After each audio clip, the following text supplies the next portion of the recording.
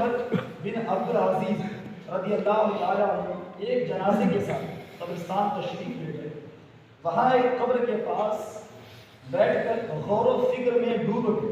کسی نے عرض کی، یا امیر المومنین، آپ رضی اللہ عنہ یہاں تنہا کیسے تشریف فرما ہے؟ فرمایا، ابھی ابھی ایک قبر نے مجھے پکار کر بلایا اور بولی، اے عمر بن عبد العزیز رضی اللہ عنہ، مجھ سے کیوں نہیں پوچھتے کہ میں اپنے اندر آنے والوں کے ساتھ کیا برتاؤ کرتا ہوں؟ میں نے اس قبر سے کہا، مجھے ضرور بتا۔ وہ کہنے لگی، جب کوئی میرے اندر آتا ہے تو میں اس کا کفن پھاڑ کر جسم کے ٹکڑے ٹکڑے کر ڈالتی ہوں اور اس کا گوشت کھا جاتی ہوں۔ کیا آپ مجھ سے یہ نہیں پوچھیں گے کہ میں اس کے جوڑوں کے ساتھ کیا کرتی ہوں؟ میں نے کہا، یہ بھی بتا۔ تو کہنے لگی، ہتھیلیوں کو کلائیوں سے، گھٹنوں کو پنڈلیوں سے اور پنڈلیوں کو قدموں سے جدا کر دیتی ہوں۔ اتنا کہنے کے بعد حضرت عمر بن عبد العزیز رضی اللہ عنہ ہچکیاں لے کر رونے لگے۔ جب کچھ افاقہ ہوا تو کچھ اس طرح عبرت کے مدنی پھول لٹانے لگے۔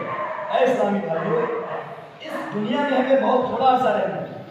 جو اس دنیا میں صاحب اقتدار ہے وہ آخرت میں انتہائی ذلیل و خوار ہوگا۔ جو اس جہاں میں مالدار ہے وہ آخرت میں فقیر ہوگا۔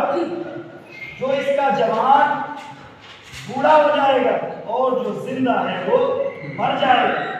دنیا کا تمہاری طرف آنا تمہیں دھوکے میں نہ ڈال دے، کیونکہ تم جانتے ہو کہ یہ بہت جلد رخصت ہو جاتی ہے۔ کہاں گئے تلاوت قرآن کرنے والے؟ کہاں گئے بیت اللہ کو حج کرنے والے؟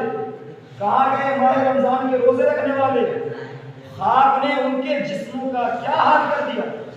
قبر کے کیڑوں نے ان کے گوشت کا کیا انجام کیا؟ ان کی ہڈیوں اور جوڑوں کے ساتھ کیا برتا ہوا؟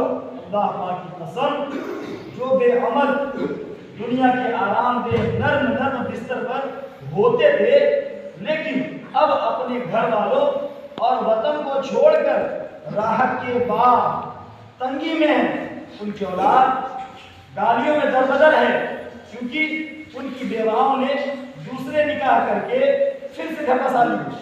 ان کے رشتہ داروں نے ان کے مکانات پر قبضہ کر لیا اور میراث آپس میں بانٹ لی۔ واللہ ان میں بعض خوش نصیب بھی ہیں جو کہ قبروں میں مزے لوٹ رہے ہیں، جبکہ بعض ایسے ہیں جو عذاب قبر میں گرفتار ہیں۔ افسوس، صد ہزار افسوس اے نادان، جو آج مرتے وقت کبھی اپنے باپ کی، کبھی اپنے بیٹے کی، تو کبھی سگے بھائی کی آنکھیں بند کر رہا ہے۔ ان میں سے کسی کو نہلا رہا ہے، کسی کو کفن پہنا رہا ہے، کسی کے جنازے کو کندھے پر اٹھا رہا ہے، تو کسی کو قبر کے تنگ و تاریک گڑھے میں دفنا رہا ہے۔ یاد رکھ، کل یہ سبھی کچھ تیرے ساتھ بھی ہونے والا ہے۔ کاش مجھے علم ہوتا کہ کون سا گال قبر میں پہلے سڑے گا۔